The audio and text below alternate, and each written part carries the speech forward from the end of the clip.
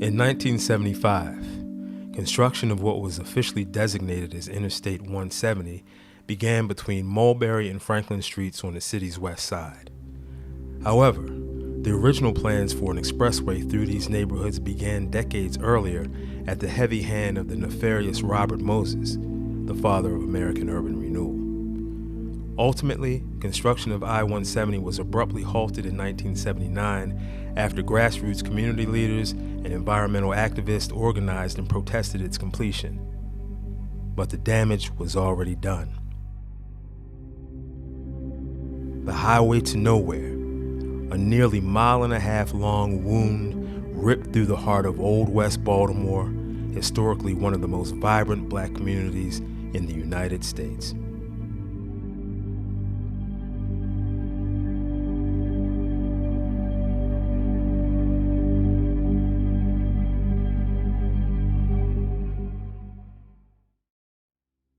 We are standing on one of the overpasses for the failed I-170 expansion, which we call the highway to nowhere, because it is a roughly 1.5 mile stretch of highway that is a eyesore and a scar through the center of Old West Baltimore.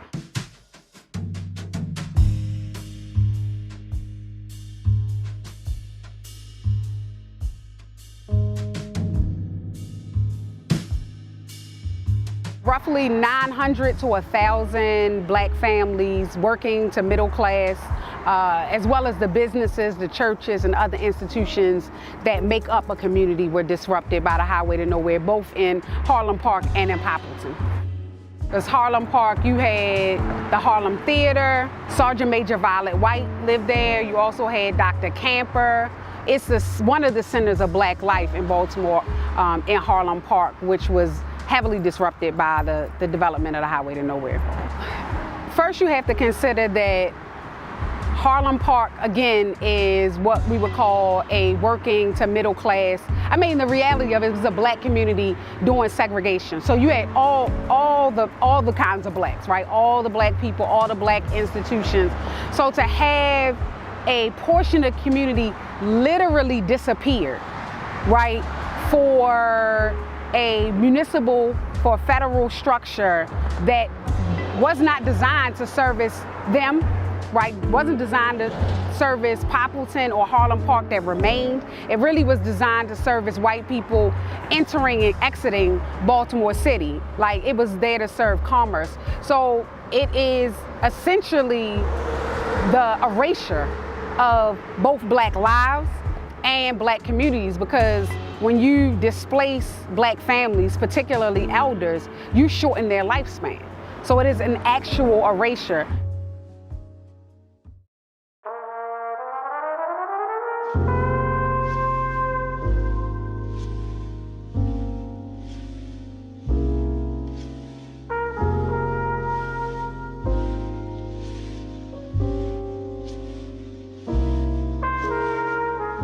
Life growing up on Bright Street was like a family.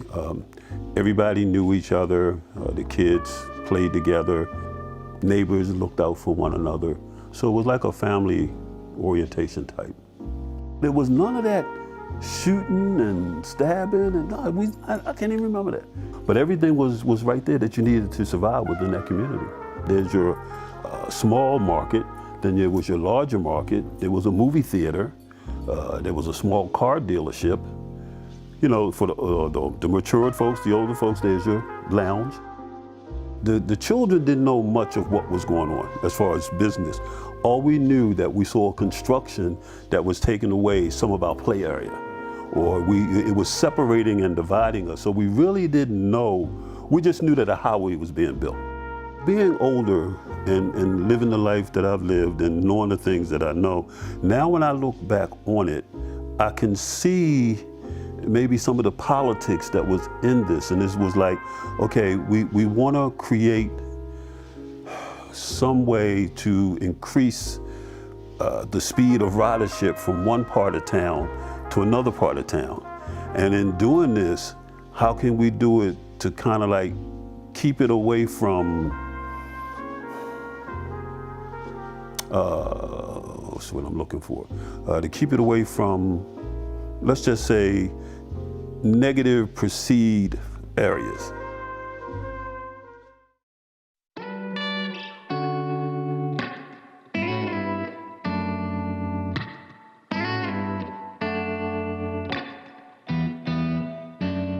I'm Darren Crew, Senior Operations Manager at Blue Water Baltimore.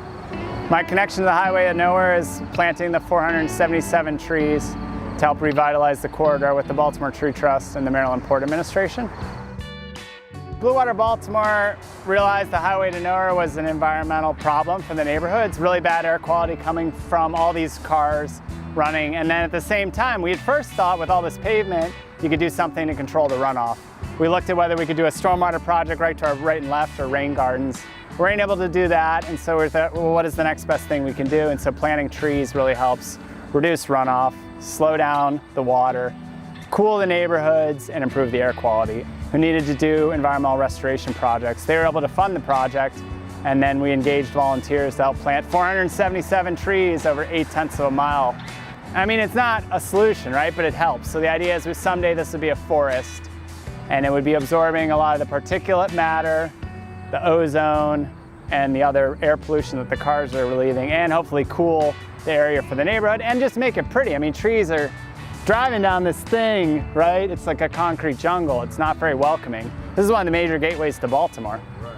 And these neighborhoods have been cut off, and we're a group that's trying to improve the environmental justice for Baltimore residents, and they got their neighborhoods cut in half. The development of the highway to nowhere opened the door for slow displacement of Black people, erasure of Black lives, and erasure of Black history in Baltimore.